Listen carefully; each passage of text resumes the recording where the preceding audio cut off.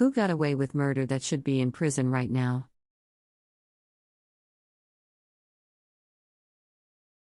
/r/Marie-Anne Watson. I just came across this today.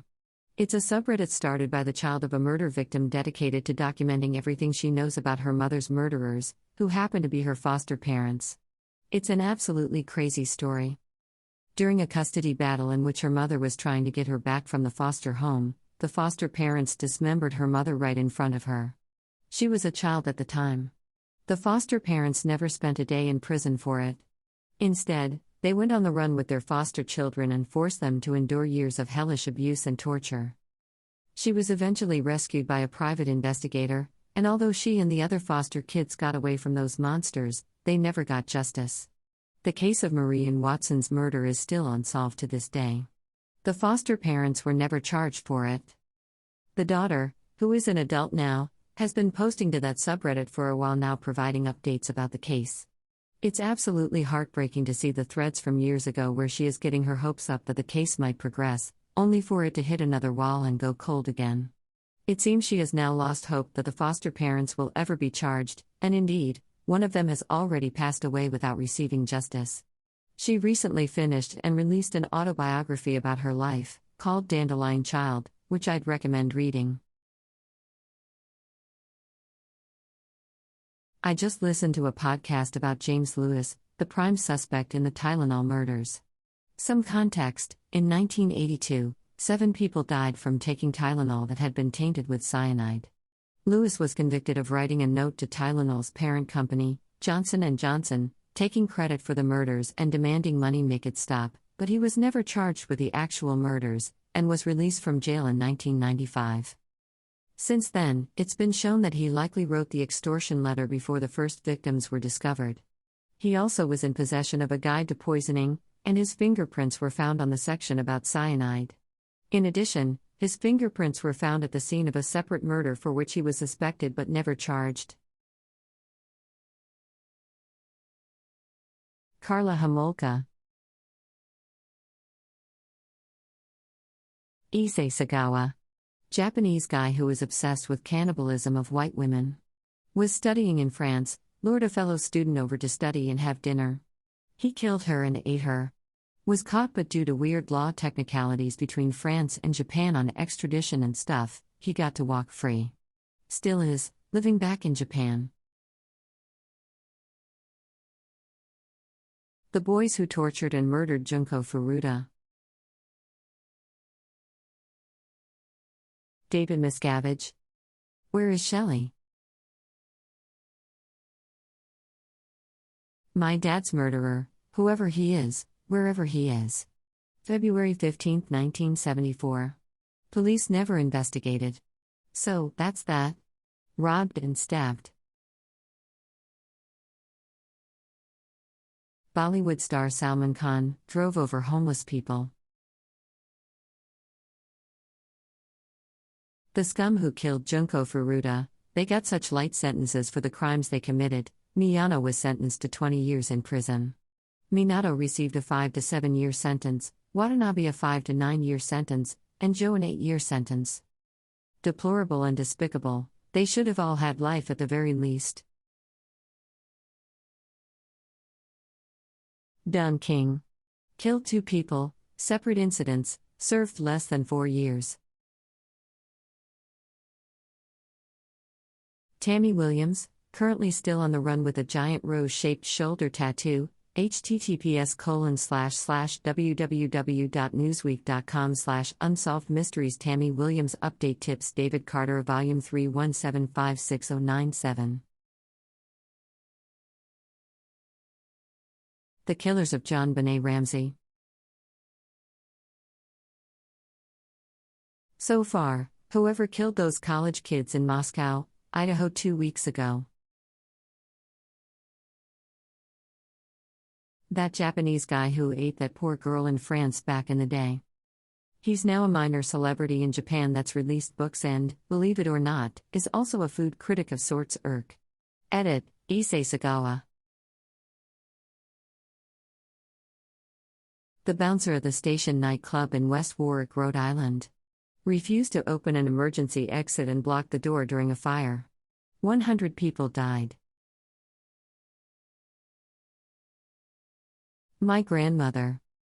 She's the storybook definition of the sweet southern grandma to your face, but a true snake in the grass. Our entire family believes she murdered my aunt, her oldest daughter. Even with our constant efforts, police refuse to look into it. She is, however, on our city's most wanted list for burglary at 78-year-old woman shrugging. Affluenza kid. Ethan Couch. Judge should join him. Casey Anthony. The entire Marcos family from the Philippines. OJ. The juice is on the loose. Honorable mention, Samuel Little. Samuel Little, known as the U.S.'s most prolific serial killer, died in 2020 but was in prison recently for murdering an estimated 93 people over roughly 40 years, active between 1970 to 2005. He went through numerous trials for over the decades, including murder, 82, and attempted murder/kidnapping, 84, but either got acquitted or served only a short time before being released. He was released in 87 and immediately started murdering people in the Los Angeles area. In 2012, his DNA was matched to the murder of Audrey Nelson, Carol Alford, and Guadalupe Apodaca. He was found guilty of their murders in 2014. Little began to open to detectives with details of dozens of other cases. If Little hadn't had confessed to police, law enforcement may not have been able to link him to the other cases. He killed women living on the fringes of society, so they were less likely to be missed. Only 50 of the murdered women have been identified/confirmed so far. Imagine how many Samuel Littles there are that never spoke up. Edit. Oh my, this blew up. Definitely don't imagine more Samuel Littles. It was rhetorical. He was active for almost 40 years. I really wasn't expecting anyone to see this comment, so I didn't give this story the coverage it requires but more of a synopsis with some grammatical errors. O.J. Simpson. If you read how he actually killed Nicole Brown and Ron Goldman and how vicious his attack was, you would be disgusted at the idea he is out golfing on the weekends. Nobody talks about it, but Floyd Mayweather beat his wife for years. She was writing a tell-all book and pressing charges against him when she was found dead beaten in her car, parked in her driveway. They ruled it a drug overdose. Edit. Josie Harris was his GF, not wife, my mistake. If you simply Google Josie Harris cause of death, you will find many articles listing that she was found dead in her car parked outside of her home. Shandell Jackson also accused Floyd of assault. I think it's easy to imagine that he paid a decent amount of money to keep this under wraps, but you can still find articles on it. Sackler family. Casey Anthony. She had everything but how to kill my daughter in her history, stuff like how to make chloroform foolproof suffocation methods, then lied to everyone about who took her daughter, had parts of her daughter's body in her car, and had taped up and buried her daughter not far from where she lived. Then lied about it dozens of times, and changed her story like 3 to 4 times, yet people still let her off. I don't get it. 14-year-old Conrake Synthesymphone ran away from Jeffrey Dahmer and sought help from a woman named Glenda Cleveland, who called the police. Officers John Abel Churzik and Joseph P. Gabrish let Dahmer take him back to his apartment, where he was soon murdered. Can you imagine, 14 years old, a man just drilled a hole in your skull and poured boiling water into it, and you finally get away. You think you're saved, but the people who are supposed to protect you hand you back to your torturer, who kills you. And they don't even lose their fucking jobs. If there's any justice in the afterlife, Churzik and Gabrish are spending every second undergoing the same hell they forced Conrake back into. The current Ayatollah of Iran for the senseless deaths of young people recently. The woman who falsely accused Emmett Till. I wanna say Casey Anthony, then I saw it posted once, so I didn't. But as I continued, I realized you scroll for about 50 answers or so and there she is again, so I'm gonna 100-second that and say fuck that bitch, Casey Anthony should 100% be in prison or dead.